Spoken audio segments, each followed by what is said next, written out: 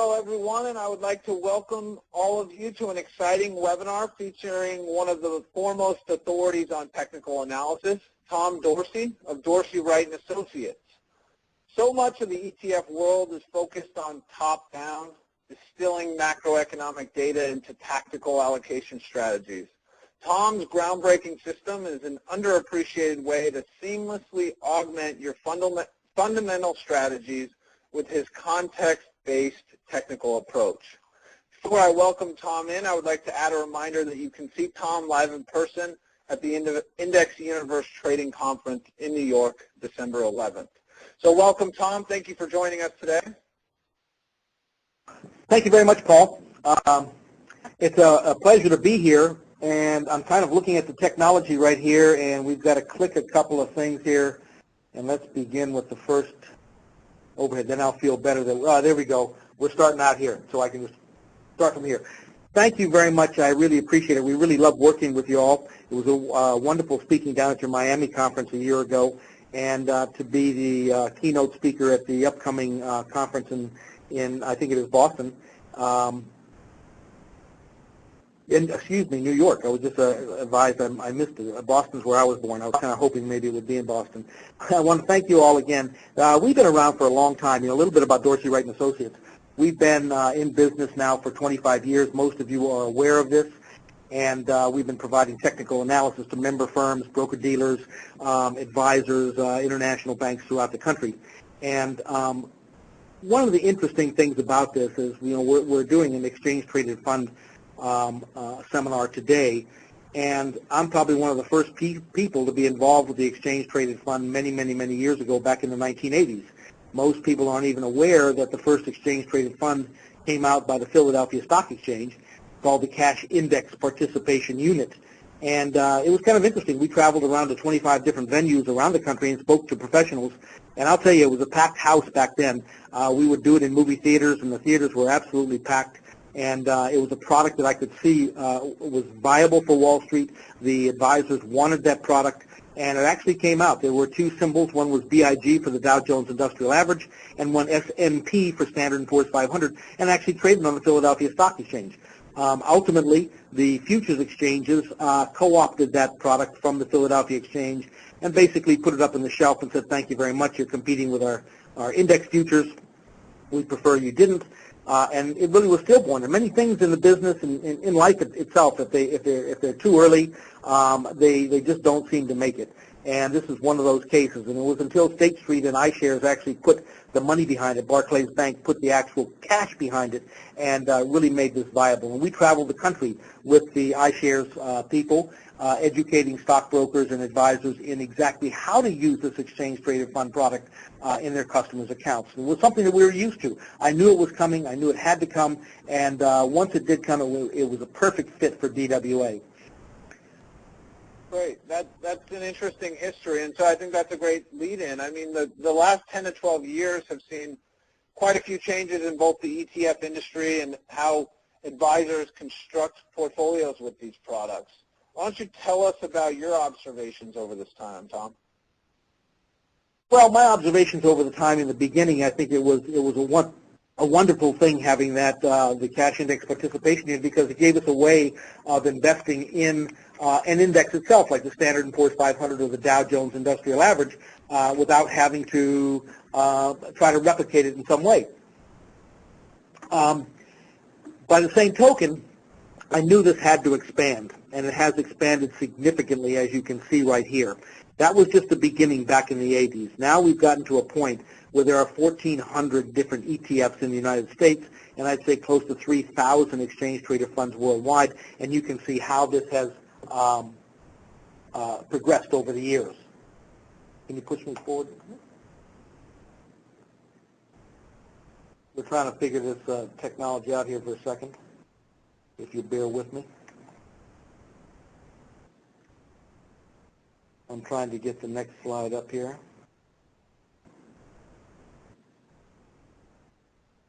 One more.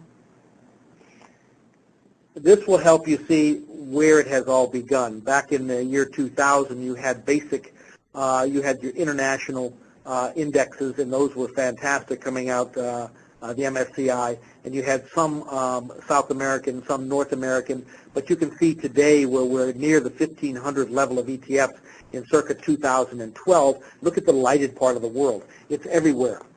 In fact, I'm leaving for Indonesia and Singapore tomorrow, and I'll be doing some seminars down there to speak to them about the potential of bringing some Sharia-compliant ETFs. There's all kinds of ideas that are still coming out for this. Let me go to the next slide here. I think I've got this thing figured out.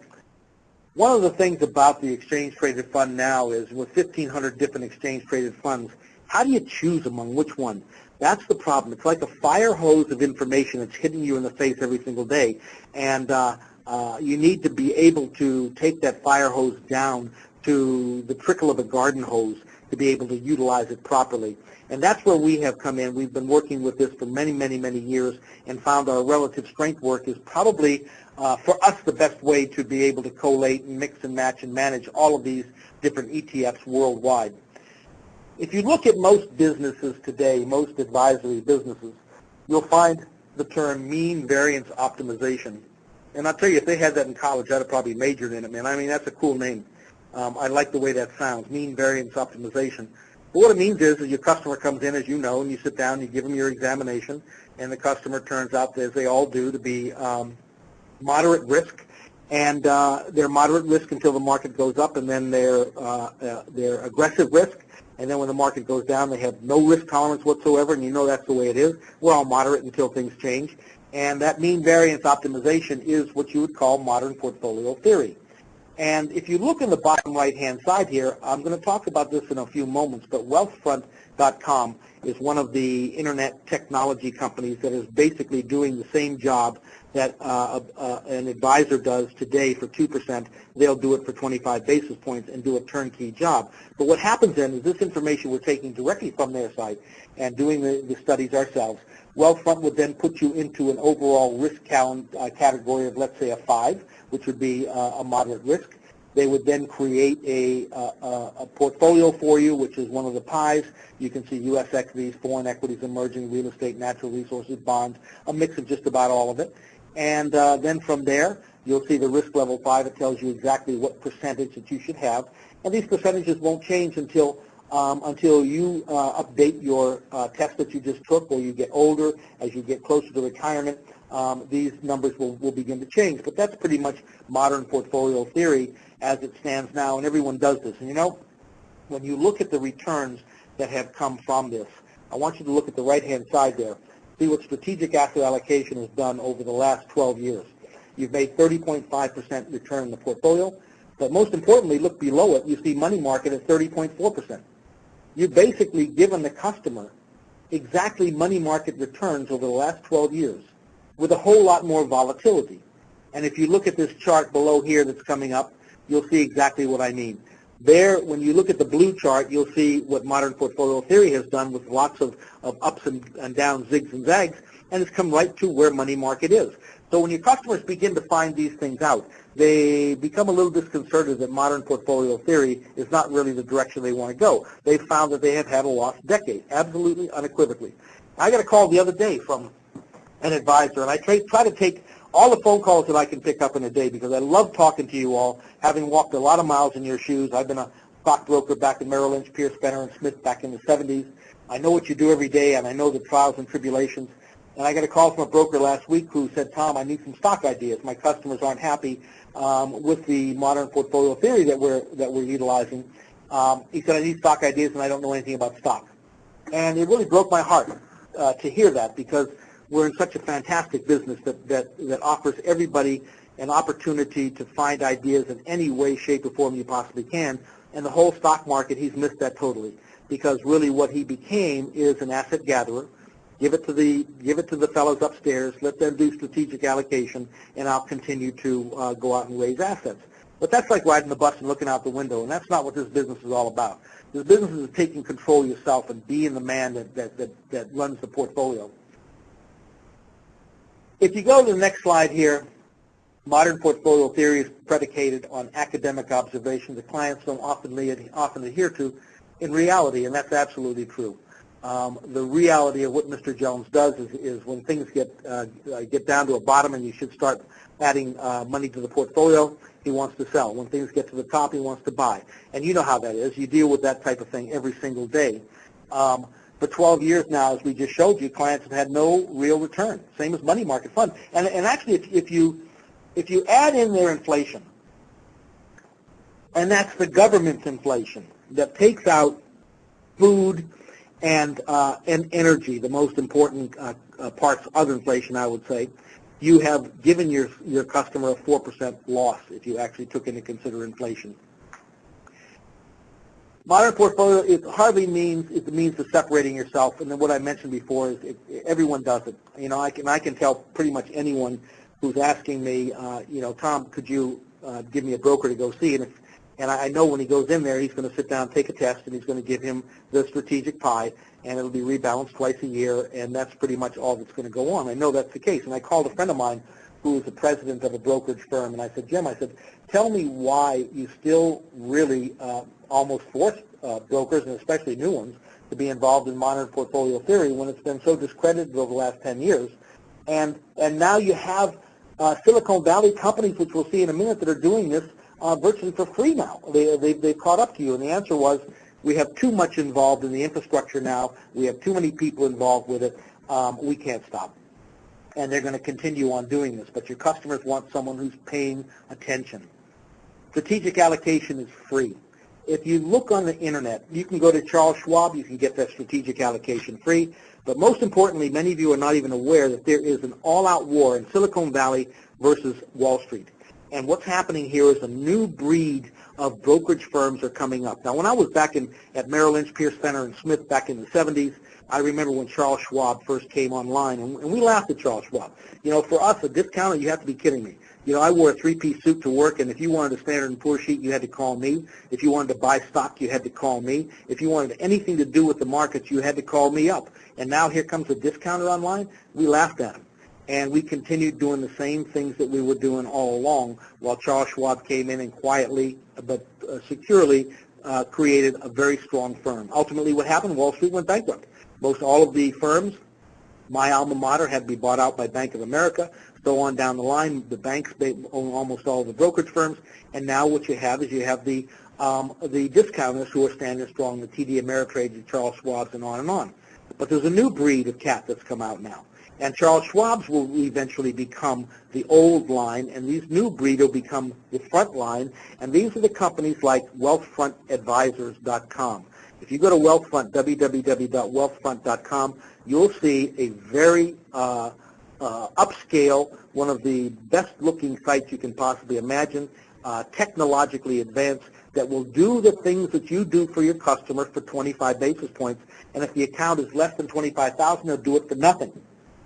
If you go to Betterment.com, Betterment.com is the same kind of thing. They'll do a strategic allocation for you, nothing more, and they even tell you what they're going to put you in on the front page. You don't even have to be a member of Betterment.com to do this. They tell you exactly what your portfolio is going to be, the ETFs that are going to be in the portfolio, and what they're banking on is, we'll give it to you free. You go off to TD Ameritrade or Schwab and do it yourself. But ultimately what you're going to do is you're going to come back and you're going to let us do it. And if you go to smart401k.com, they've got a leg up on 401k management. Marketriders.com. For $10 a month, we'll give you strategic asset allocation, modern portfolio theory, turnkey job with it. If you have separately managed accounts, go to covestor.com, where a customer can go there and for any amount of money can select his own advisors that he wants to manage, and he can manage them just like he owned a stock. If you want to sell the advisor, you press a button and you sell them.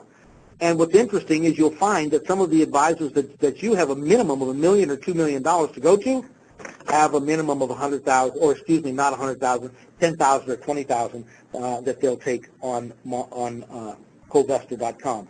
So the world is changing, and you need to be aware of it. And I'll tell you, most advisors aren't aware of it because you're so busy out there raising money, managing the money. It's hard for you to keep track of what's going on. But there's an all-out war now in these Silicon Valley companies. And I'm telling you what, technology does not sleep. Well, repackaging the S&P 500. If I was back in production, this is the chart that I would use to open accounts, to show my customers that I'm paying attention. Notice the guy in the back there? This is the guy who comes in, he raises money, he gives it away to someone to manage, he's laying back, life is good. But the other two people are paying lots of attention here, and that's what you need to do. When you sit down with a customer and you say, you know something, one of the things that whenever I ask some people, and including advisors, I get this answer, do you know there are two Standard & Poor's 500s? And the person will say, no, I don't know that. Well, yes, there are. With exactly the same 500 stocks, two of them separately that trade totally differently. The answer is I didn't know that. Why would there be two S&P 500s that trade differently? Well, one is capitalization weighted, one is equal weighted. What does that mean? Capitalization weighted is like Congress. The biggest states have the most congressmen. The smallest states have the least. If you look at that as a cap weight, California has more votes in Congress than Rhode Island does. Well, what's the equal weight? That'd be the Senate.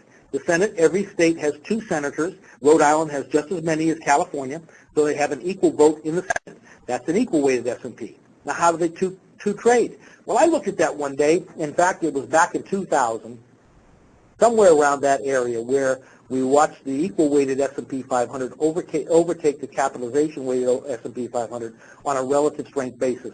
And since we watched these very, very closely, the capitalization weighted had been the place to be for probably 5 years straight before that. We never even thought about anything else except the regular cap weighted S&P, which is all anyone looks at now today too. If you go to CNBC, Fox, that's all they talk about. No one talks about the equal weighted. Well, when we saw that reversal take place, that was a major, major change in our mind. At the same time, we saw small caps overtake large cap stocks. This is back in the year 2000, which meant large cap growth was the place to be. And still large cap growth is when you do modern portfolio theory. It overweights that. We also saw that your stocks that had the equal weight, as I mentioned, had changed positive. And these number of things had taken place, and that lasted for about 7 years.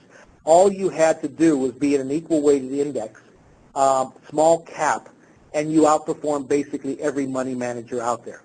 And it was amazing. It's a matter of paying attention, and we wouldn't have even realized this back then, and we did big write-ups on them when we saw these changes take place. So you can see here, when this changes in column, when this relative strength chart, which is dividing one thing by another, this is fourth grade arithmetic. If you took the Standard & Poor's RSP divided by the S&P 500, SPY, you would come out with a number, and then we'd plot that on a point and figure chart, which gives it life. When it's in a column of O's and declining, it says you should own the Standard & Poor's 500 cap weight. When it's in a column of X's and rising, you should own the equal weight. And you can see the differences here where it has changed from one column to the next. The difference in understanding when to be in each one of them is a difference in 416 return versus buy and hold the Standard & Poor's equal weight 320 or buy and hold the S&P 500 cap weight 212. If you were able to switch back and forth, the return is 416%. This is going to get any customer to turn his head or any prospect to turn his head and say, you know what, this is something I have never heard of. And you know what you're going to hear? The customer's going to ask you, why haven't I heard this from anyone else? Because they don't do it, and they're not paying attention. Now, what if I took this one step further? Now, here's the real interesting part. When you're paying attention and you're thinking, what if I were to add in their money market? Well, I said, you know, we test things constantly. This is like a testing laboratory. And I said, what if we took the RSP and the SPX, and then we added in their money market? So, in other words, the way we would look at this is, if you went back to this chart, you have either in the Standard & Poor's or the Standard & Poor's cap weight or the Standard & Poor's equal weight. Then we add in money market. So what happens is, in this arm wrestling contest of relative strength, dividing one thing by another and then putting it on a chart, it then is in X's or it's O's. Whichever one it says to be in, it then has to do the same calculation against money market. When it does that calculation against money market, if money market wins, the portfolio has to be in cash. If money market does not win, then the portfolio is in whichever S&P 500 the relative strength chart points to. I call this the people's portfolio because it's almost like the Volkswagen, the people's car. This one portfolio outperforms pretty much any money manager out there in the world. Look at the people's portfolio returns going back from 1995 versus the money market versus Standard & Poor's versus even the Standard & Poor's equal weight, which has beaten the pants off the Standard & Poor's 500. You see it's 513% by understanding which one to be in, whether it's money market, RSP, or SPX. Think about that for a second. It just made me think that this should be an ETF. Why wouldn't it be? And I was looking at these charts today. I was going over them. I said to myself, you know, this really should be wrapped up because it's a great product. It's a rules-based approach to it. Makes a lot of sense, and I can see this in every customer's portfolio, this piece of the equation. So think about that. When you make presentation to a customer for opening accounts or customers you need to talk to about bringing more value to the table, these are the kind of things that will open their eyes clearly. One of the things that paying attention means is being able to set alerts on charts that you don't have time to look at every single day. And one of those is the economic charts that we keep. These are the long-term, like total housing starts, government employees, all the things that nobody likes to look at. We've created point and figure charts with them, and you can see how far back this goes. This one chart, I think it goes back to 1985. It even goes back much further. We don't have room to put that on the table. But the point being is you can see what happened in the crash in 2007 and 2008 with housing starts. I mean, they collapsed. An also interesting thing is back in 2007 when it gave that sell signal, and I think that is in April of 2007, that told you right there was problems coming with the housing starts because it hadn't gotten a sell signal until back in the previous sell signal this chart gave was 1990. That shows you how long-term this chart is. Doesn't speak overnight. And on our system, we just, what I do is on all these economic charts, I set alerts. So that if a buy signal is given or a reversal back into a column of O's is given, I'm notified on cell phone and email that this takes place. And when this first buy signal took place, that alerted us to the fact that there's something positive going on here with housing starts and that the housing market may have bottomed. It wasn't until November of 18th, 2011, it continued, it reversed and continued to move back up. Never gave a sell signal for that first buy signal. And that really showed us that this is the place to be. There was a major change coming in the housing industry. I'll tell you, I frequent a pool hall a lot. And a lot of the guys in that pool hall that are real estate agents and they're involved in the building industry and whatnot, back then I told them, I said, start feeling good about it because you're going to be working longer hours, I think. And that really gave me the confidence to tell them that I think your industry that you work in, whether you're a carpenter or just a helper or a real estate person, is going to come around and it's going to do well. And it has. And if you look at the returns that have happened here by paying attention to this, you'll see back in 2000, November 18, 2011, you can see the two charts that we have: the Spider Home Builders ETF XHB and also the ITB, and that's what the charts looked like back in 2011. Since then, these are up 60 and 80% respectively. They're all trading up in the 19 areas now. If you look at that chart, up in 19 to 20s, and they have done extremely well. But one of the things that tipped us off to this change was a long-term picture in the economic indicators. And that's where paying attention comes into the business. This is where you're bringing value to your customers above and beyond modern portfolio theory. And this is what they want. They want somebody who's paying attention. They want someone that's bringing them more than just the basic things they can get anywhere else. And when they get educated and find out that Silicon Valley is now doing it, and they'll do it for virtually nothing, this is going to cause, I think, a problem for Wall Street. You wonder how we would know where to be. One of the things that we do is in the Spider Home Buildings group, we take these stocks and we make them arm wrestle each other. And there are 37 stocks in this sector, I believe. No, I'm thinking of technology. Let me see if I can see the number here. I don't have the number here, but what we do is take them. You may find that there are 40 different stocks involved in home building. And let's say the number is 40 different stocks. We'd have to create 1,600 relative strength charts. That's dividing one by another, getting that number, then plotting it on a point and figure chart.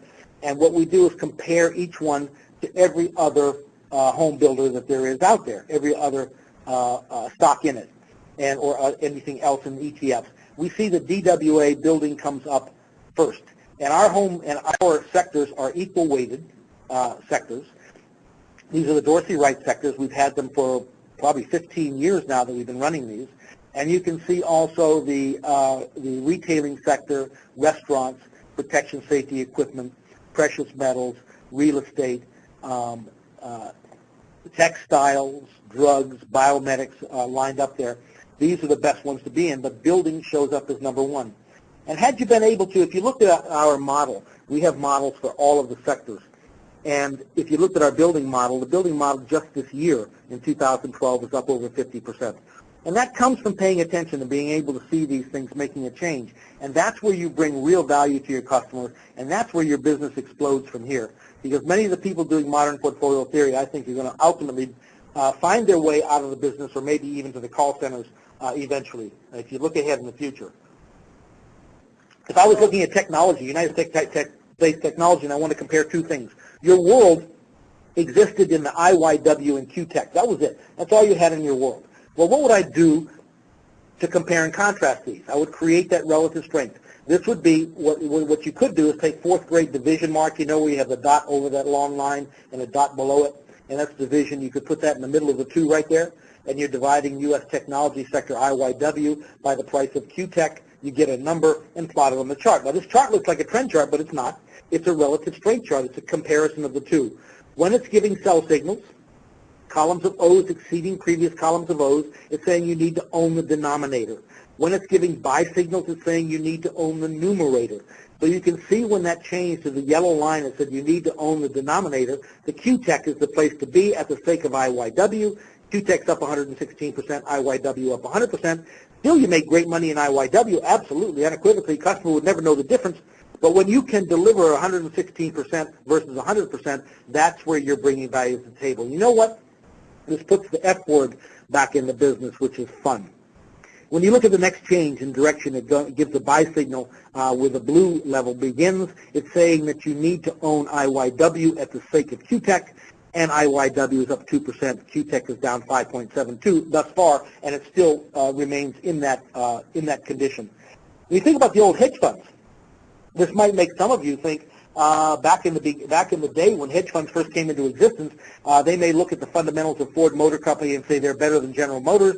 I want to buy Ford Motor Company and sell General Motors. That was your typical hedge fund back then. This could also be almost the same thing. If my world was QTech and IYW, if it says I should own the IYW, why wouldn't I at the same time sell short QTech? Just an idea for those that have a little bit more sporting blood. But when you look at it, it's probably still, it would be really what you'd call a delta neutral strategy. If you look at the DWA technology relative strength matrix, if we took I think we saw over there 30-some stocks, there are 37 stocks, right, in the technology. 37 times 37, I think, is 1,639 charts. If I would create 1,639 charts to do this. And then what we do is we calculate the number of buy signals, the number of columns of X's, a combination of the two, and then rank them. And if you give me the first 5 in that rank, that's where we come up with the best and strongest technology sector. So if the customer called me and said, Tom, what do you think I should buy in technology? I would simply go to our technology matrix and say, here's the 5 stocks I think you ought to own. And we'll hold them until one of them drops to a particular level. If it loses its relative strength and drops to a particular level, I will then replace it with the best, next best relative strength in it. That's a great way to manage a portfolio and gives you leverage to go out and open new accounts too. iShares Dow Jones U.S. Healthcare versus Pharmaceuticals, same type of thing. You see the doctors on the left-hand side paying lots of attention in operation, and here's a guy, that probably would be me in high school. I think that might be me in high school, not paying too much attention. But you see where the sell signal took place. Now here we are in pharmaceuticals and healthcare. It said you should own the pharmaceuticals, not the healthcare. And the difference is 126% return versus the healthcare 63% return. And that's important. I mean, that's a double being in the right place at the right time. But healthcare in general would have given you a 63% return. I think a customer might very well be happy with that. But if he knew that you had the ability to double that, man, that's the person he wants to deal with. That I can tell you for sure. Identifying leadership among asset classes. You don't even have to go any further than this. Asset classes now, there are ETFs that are involved in asset classes. I can buy foreign stocks. I can buy international stocks. I could choose to buy the VWO, which would probably be the least expensive emerging market. I could buy the EEM, which is the oldest one. Both of them have billions of dollars in them. Or I could buy the PIE, which outperforms both of them, has far less money in them, expense is higher, but the performance is far better. But you can take your choice and say, you know what, with one click of a mouse, I can own emerging market stocks. Or with 2 clicks of the mouse, I could own emerging market stocks, and I could also own the developed market stocks, where the EFA is one of the largest ones and probably holds the most money in it. But there's also a PIZ that, if you're paying attention, consistently outperforms it. Just these asset classes alone can be a boom to your customer, and you don't even have to go outside of this. You have many customers who prefer not to even be involved in a sector or even in a stock, but if you buy foreign stocks and you're right in your assumption that foreign stocks will rise, you don't need to even go down any lower than just buying foreign stocks in general. Commodities, you can buy commodities in general. When I was a broker, you had to be commodities registered, number one, to do it, and to be a commodities customer, you had to be a special kind of person. I mean, you probably had to own a Rolls Royce, you had to have high risk tolerance, and you had to have a ton of money. Today, you can buy commodities, and most people don't even know this. You can buy commodities through the exchange-traded fund market, and this is a boon to the customers, too, and it gives you something else to discuss with them other than just basic modern portfolio theory. If you look at your global equity update, where would we be? Since October 24th, 2011, equities have been the top-ranked asset class for us, and this is called our dynamic asset level investing work. You see here that since October 24th, 2011, domestic equities have been the place to be. We don't have any reason for it. I don't have any write-up for it. You could probably say that with the international markets being in such a downtrend, and especially in Europe, with all of the news that you had back then, who would want to own France? Who'd want to own Germany? But sure, the one safe place to own is the big cap stocks in the United States, and that's where the Standard & Poor's cap weight came into play there. We're still long the U.S. equities. Nothing has changed that. We don't see anything near changing. The New York Stock Exchange Bullish Percent Index on the left-hand side, one of our most important market indicators, is a calculation of the percentage of stocks underlying the New York Stock Exchange that are on point-and-figure buy signals. It doesn't speak that often, but when it does, it typically lasts months on end, and we've had it last over a year at times. When it gets to 70%, you can pretty much say everyone's in that wants to be in the market. They've pretty much already bought, but it doesn't mean it has to stay there. Excuse me. By the same token, when you get to the 30% level, that's when there is the most pain, but it's also the point at which everyone has sold their stocks that wants to sell their stocks, and the availability of supply to force this market down lower is pretty much diminished. Most cases, the truth lies somewhere in between, which is where we lie right now. When this index is in a column of X's, it suggests that the offensive team is on the field. So what should you run? Offensive plays. When it's in a column of O's, it suggests the defensive team is on the field. And in some cases, let's say you had me as a customer, and all I had in my portfolio was the PDP, which has outperformed the S&P 500. Excuse me. What you might do when this index goes into a column of O's and the defensive team comes on the field is simply add to my portfolio or sell some of my PDP and add to it the SPLV, which is the Standard & Poor's Low Volatility Index. That's effectively taking some sort of action in an account like mine that would make a lot of sense. Some people, when this goes into a column of O's, says, you know what, I don't want to go through a 2008 ever again. I'm out. I'm going to go to cash. So it goes back to Rule 405, New York Stock Exchange, know your customer. Each person is different, but at least what this does is it provides you perspective. So if anybody asks me today, is the offensive team in the field, my answer is, you darn right it is. What asset class should we be in? Domestic equities and second fixed income. International equities have started moving up off the bottom. It wasn't that long ago when international equities pulled up the bottom. Last place, it's now beginning to gain buy signals and starting to move up higher, and I'm beginning to see the PIE and PIZ and other international ETFs beginning to gain some sponsorship and starting to move. So you want to look at that. What this might suggest to me is I begin piecemealing my way into the international markets. But these are some interesting ways that we look at things here. What we're doing is calculating buy signals, point-and-figure buy signals, on probably 2,000 different stocks that underlie all of these indices. Last fall, one of the things I love to look at is The Economist magazine. I don't read it. We just take the cover and tear it off. and keep the covers because you want to go back to those when you make presentations. This is probably the best magazine that there is to go opposite the cover. When it suggests something of magnitude on that front cover, like it's the end of oil as we know it, or IBM, there's no hope for IBM, you want to go the opposite direction, and you can pretty much do it with impunity. Here we are back in saying back in August through October 2011, time for a double dip. Growing fear of another American recession. This is what your customers call you up. This is what you all have to deal with every day. The customer calls up and says, look at Economist magazine, and I think there's a lot of smart people that write that thing. Even Bill Gates is in that sometimes. And they're saying we're in a double dip, and George Soros said we might go in a double dip. We're already in it. So I'm afraid I think we need to go to cash, and that's exactly the time you want to think the opposite direction. And watch these magazines. So according to recent articles in LA Times, Larry Summers says there was a 33% likelihood of a double dip. George Soros more recently said we're in it already, and the stock markets are saying, you know what, I'm looking ahead. Stock market nobody's ever made any money picking up the Wall Street Journal or watching CNBC and got an idea there and called up the broker and made good money. You got to think the opposite direction. And these magazine covers help you do that. According to a recent article in the LA Times, oh yeah, we just went through that part of it. Here's one of those other ones that it shows you. The same thing, be afraid here. And the customers do get afraid when they look at this type of thing. And if you look at some of these other magazines, nowhere to hide.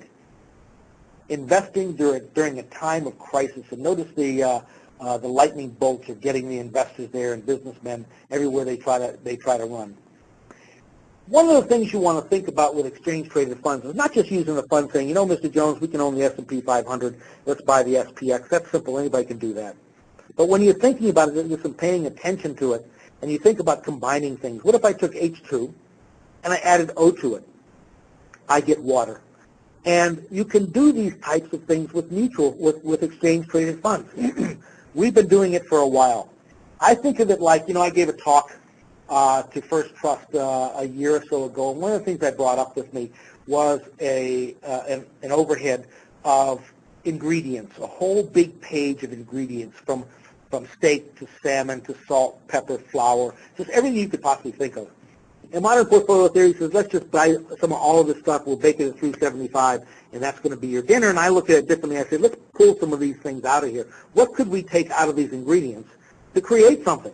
And what I did is I pulled out some things like flour, eggs, sugar, carrots, and so on and so forth. And what eventually was made was a carrot cake. And the idea was that I could take out of these ingredients and mix them together and create something really unique. And that's what you can do with the exchange-traded funds. H2 plus O equals water. Well, what might I start with a base? The base of making a cake or a carrot cake is going to be flour. And most of your baking, the base is going to be flour. What might I use as a base?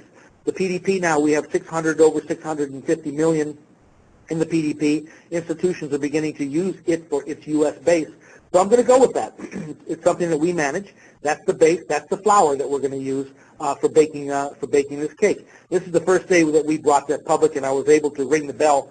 And I guess I was in the business at that time 32 years, and I made a full swing from One Liberty Plaza. Many of you out there will know One Liberty Plaza.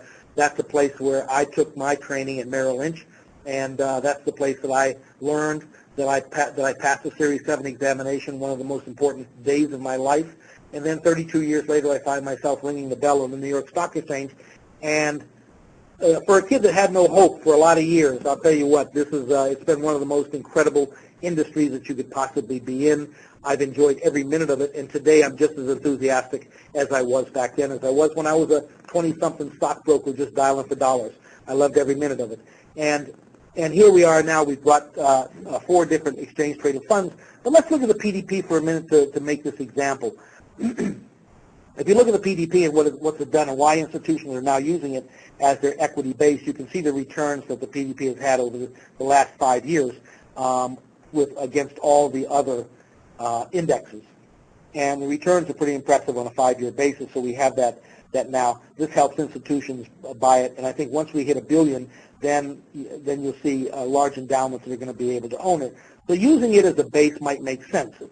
If I look at the PDP, in the PDP, one of the reasons it's done well is Apple Computer is in the PDP. One of the reasons Apple Computer is there is because it's one of the stocks with the highest relative strength.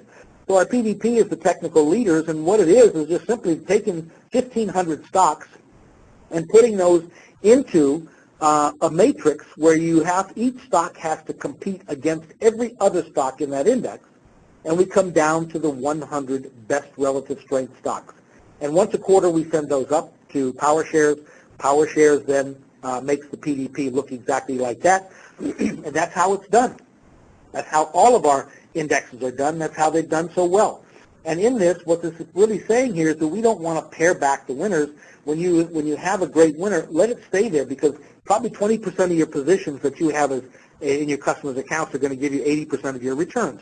Statistically, 68% of any trades that you do are probably going to be right huddling around the center of the portfolio, not doing much, which is one reason covered writing would be part of my overall positions if I was managing money again as a stockbroker. But what this shows here is don't shoot the fast horses. Whatever you do, you want to keep those fast horses into the position, and Apple continues to stay there and has been since 2008. There's no gut feeling here. We don't feel anything great about what they make or anything. We just look at the price compared to other things, and Apple has been able to stay in that top 100, and it will stay there as long as it can be. When its relative strength wanes to the point where it needs to be taken out, it'll be taken out at that point in time. But what if I combine two things? I said, let's take the PDP, and let's add the SPLV. That's kind of like taking two glasses of water. You know, one glass of water is blue, one glass of water is yellow, and I combine the two and I get something that's green for money. And I split this 50-50. What I have found out is that a 50-50 split in the PDP and the SPLV really gives me a product that's better than either one of them by themselves.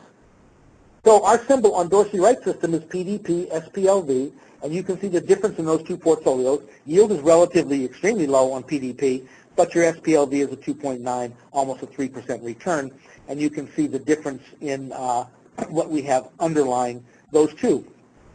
So by combining these things, it makes sense. And I'll tell you what, explaining this to a customer, I do this in my own portfolio, but explaining it to a prospect is going to make a tremendous amount of sense to them. They'll understand it. Once you've shown them how this works, and utilizing our smart chart system to calculate the relative strength and demonstrate to your customer what defines your existence on Wall Street, you're going to open more accounts than you can imagine and get more referrals than you can possibly imagine. So doing this is one thing. I can add to these. I can add to PDP and add the low volatility. What if I wanted to do that internationally? I can do the same thing. Let's say we took our PIE, which is our emerging markets, add the EELV, which is the emerging markets low volatility. I come up with, I think, is a better product. And then I'm going to show you something interesting in just a second. You can do the same thing with the PIZ, which is your developed markets.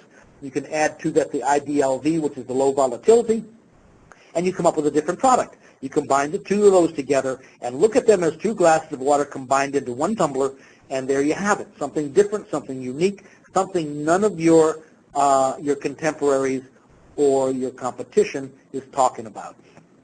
If I took this one step further and said, you know what, one of my top analysts, Paul, was thinking, why don't we pay a little bit more attention? Let's watch for the ice there, just like that bear. What if we tilted this seasonally?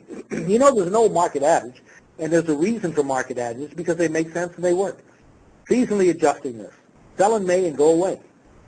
What if we combine the PDP and the SPLV, and then on May 1st, we tilt this so that 70% of the money is in the SPLV, 30% is in the alpha, which is the PDP side. What do we get?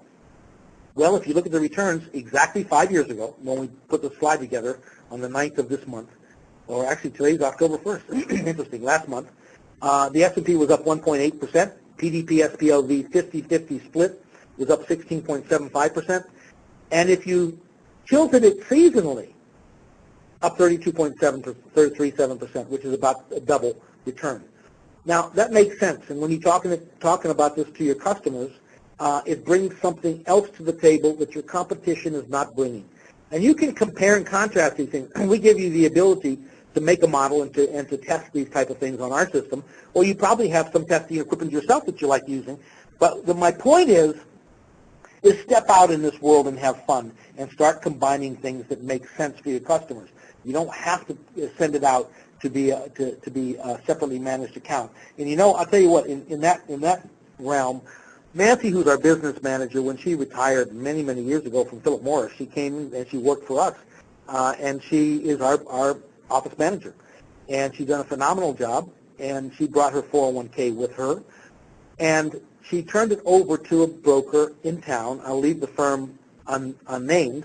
And the broker interviewed her, asked her all the right questions, got to know her, and she said, by the time I finished, I thought that broker knew me pretty well. She said, then I couldn't understand how he turned around and gave me to another money manager who didn't know me at all. And I thought, you know what, that's about as basic as it gets. And a lot of people feel that same way. They want you, the advisor, to be the one that's paying attention and managing that account.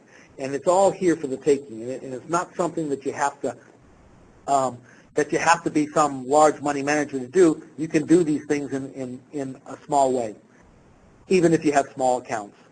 If you look at here, being an architect is the name of the game in your customer's account. I look at these as bricks. I always think about this as you're building a house. But when I was a broker back then, there was no architect. I was just the basic guy who was building a brick. And I remember an old story about a guy walking down the street, and he stopped with this guy who was working with bricks, and he said, sir, what are you doing? He said, I'm laying bricks.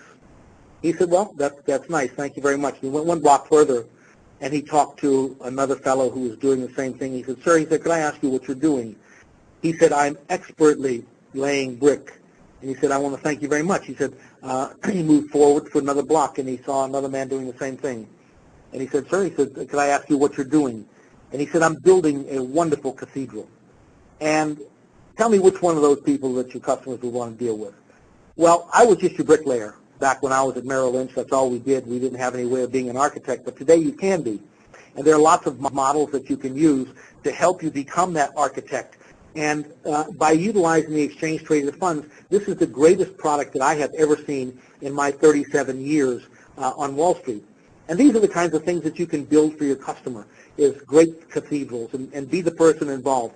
And I'll tell you, when you wake up in the morning and you have it's intoxicating to think about these things. And on your way to work in the morning, you have all kinds of ideas on how you want to manage your customers' portfolios. And they want this. They want you to be the person that manages it. You're the one that knows them. So take control of these accounts and be that person who's building that cathedral, not just the guy who's laying the brick like I used to be. It's all here for the taking, and I'll tell you what, the next 10 years can be a fantastic time for us in this business. I really believe it's going to be. You've just got to pay attention, take control, don't ride the bus and look out the window, but be that person out on the street that's actually doing it. It's all there for you. And Paul, I'd like to give it back to you now. I think I've probably taken up all my time. Even though I got a couple more overheads to show, I better give it back.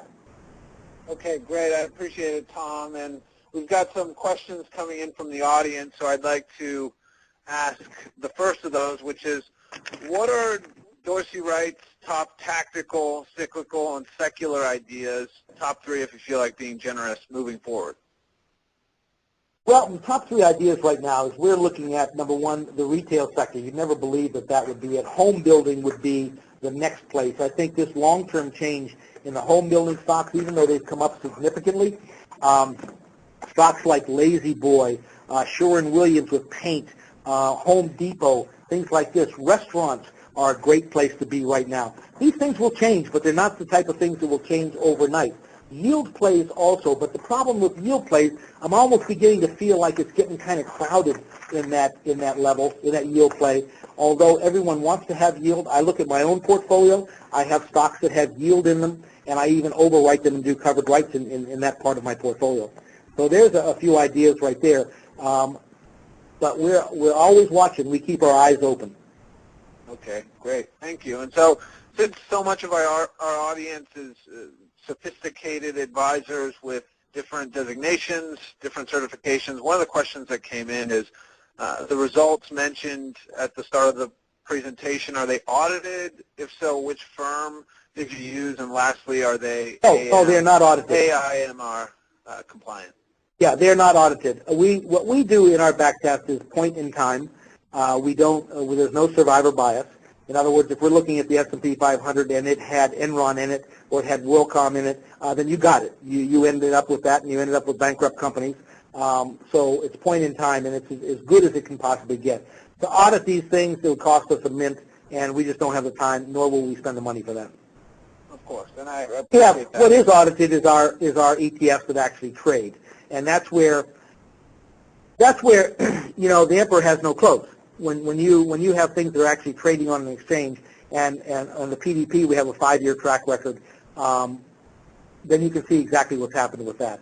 The other type of things is you'll come along each day, and on your way into work you may think, what if I was to add with the Standard & Poor's low volatility,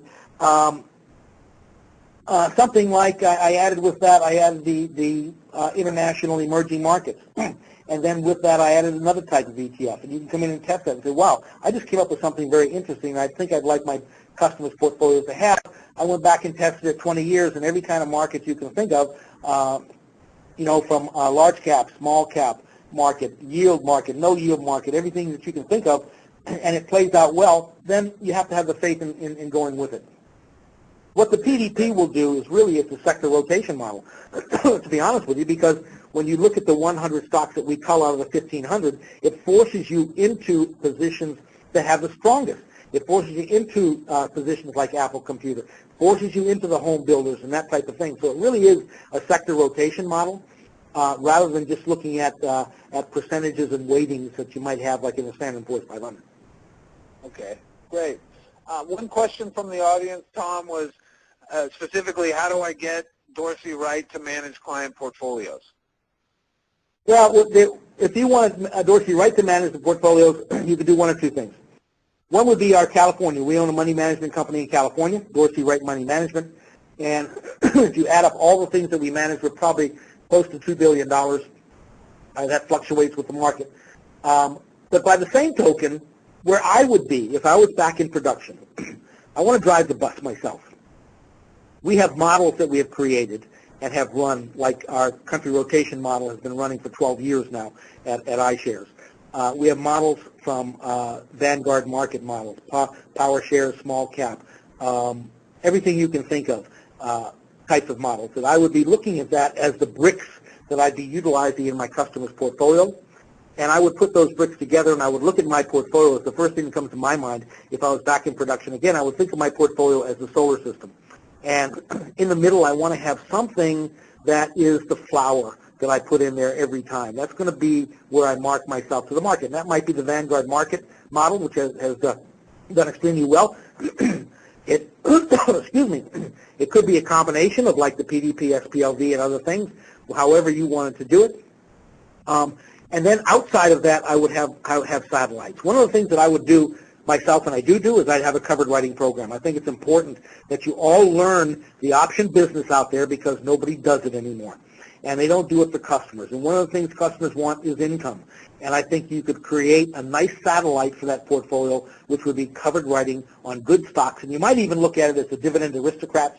Many of your firms have that as portfolios available for you, where these are companies that have increased their earnings every single year for the last 25 years, and then I would overwrite those companies.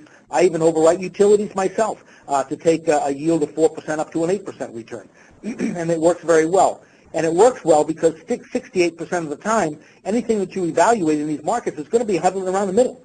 I mean, things go up, they come back down, they go down, they come back up, and the net result is 68% hover in the middle. And if that is in fact the case, then 68% of what you want to do should be neutral type of strategies. So that would be one of the portfolios that I'd have in my customer's portfolio. So I would construct it like it was the solar system. One piece that gives me the anchor, and then around that I would have my planets, and I think you could run a beautiful portfolio that way, and especially with our models, because in our models, they automatically tell you when there is a change in that portfolio. You get an email that tells you this is going to be sold and that's going to be purchased. And you simply have to go online and you can make that happen. Now we have our models up on platforms like Prospera. We'd like to have them on every firm where the person could say, look, I want to be in this particular model, let's say the Dolly Tilt model that helps to take our strategic allocation and tactically manage it. it happens automatically for you. Whenever a change takes place there, it happens automatically, but you're still the architect. That's the important thing. I want to hit home hard on that you've got to be the architect of the account. Don't be like Nancy, where she brings it to the broker gets to know her, and then gives it away to somebody else they don't know. So I think we provide you enough things. We always think about the advisor. That's our whole business, is to help you become the best you possibly can. So you can either do it with our models, or you can send it out to California, and they'll do it for you. Okay, great. Thank you. So one of the growth areas of the ETF industry has been leverage and inverse funds, as well as alternative ETFs like hedge fund replication strategies or even buy right strategies. How do those fit into some of the strategies involving or using the Dorsey Wright system? Well, they don't. As far as the leveraged funds, we don't even look at the leveraged funds. Although they're in our portfolio systems, and you can pull them up as charts, and you can do all the things that we do with relative strength with them, we don't use them in any of our models. We don't want to be in anything leveraged. Most firms don't allow their brokers to use leverage. Most customers don't understand them. And for the most part, the leverage thing should be left to experts who effectively use them in their own type accounts. Okay, great. And then finally, one last question. You referred to the specific technology ETF matrix, a more granular view beyond the DWA sector matrix. Is this available on the DWA site with a standard subscription, or do they need the matrix service in addition? Yes, you would need the matrix service, but the matrix service is only priced at $25 a month. I probably lose that much in change going to lunch every week. So it's not that expensive. And you can do all kinds of things with it. Like I do, I'm going to Indonesia to give a talk. I'm bringing an Indonesian model. In fact, as a matter of fact, what's interesting about this is the world is open for business. One of the things that Tammy and I used to do at Bear Stearns before it blew up was we used to use the overnight desk. And the only reason we used the overnight desk there, we had accounts there, and we had our Series 7 held there, was to feel it. So that when we talk to brokers and advisors about international investing, we're actually doing it. I've been doing in-country investing now for over 12 years. And what we did with the overnight desk is just like every one of you out there can do, wherever you clear through, they have an overnight desk. You can say, I want to buy these 5 Malaysian stocks overnight and buy them at the market, and they'll be in your customer's account the next morning and translated into U.S. equities. What that means is the world is open for business for you. I have an account that I have at esamuel.com, and that's in Indonesia, and I have run our Indonesian model now for probably 7 years there, and you can look at the returns. They've been astronomical. And what I do is I simply allow my system to tell me when there's a change in the Indonesian model. I can't even pronounce the words, but I know the rules behind why they make a change. And what I do is I simply block that change, send it to Jennifer, who's my broker there at eSamuel. She affects the change in my portfolio, and it's done. I can run this portfolio. I could be on vacation on a cruise around the world for the next year and run this portfolio and have no problems whatsoever. I may have to contact her maybe 4 or 5 times a year, but that's it, nothing more. So I can run a world portfolio of in-country, in-currency stocks without even breathing heavy. So the point is, the important thing is that it's all rules-based what we do, and when the computer sees a change, you're notified immediately and you can make that change yourself. Or if the models are on your platforms, we have a hard time in most firms to get on platforms because they have rules and regulations of how you get up there, but companies like Prospera and what was the other? Other small RIAs. Yeah, other smaller RIAs have us up on platforms. That's the way to go. That way it automatically happens and you don't have to lift a finger to do it, but you're always in control because you're the person who's putting the customer into this. You're the person who's explaining to the customer how it works. You're the man. You're not riding the bus looking out the window. Okay. Great. Well, with that, I'd like to thank you, Tom, for joining us, and I'd like to, again, give you all a reminder of our upcoming trading conference, December 11th at the New York Stock Exchange in New York. We'll have a live trading demo giving real-time insight into high-frequency trading. We'll give a closer look at fixed income ETF trading, as well as have a large gamut of the most well-respected people in the ETF industry and what's changing and what to look forward to in the future. So thank you again for joining us. Thank you, Tom. It's been a real pleasure. Everyone take care. Always a pleasure for me to talk to advisors.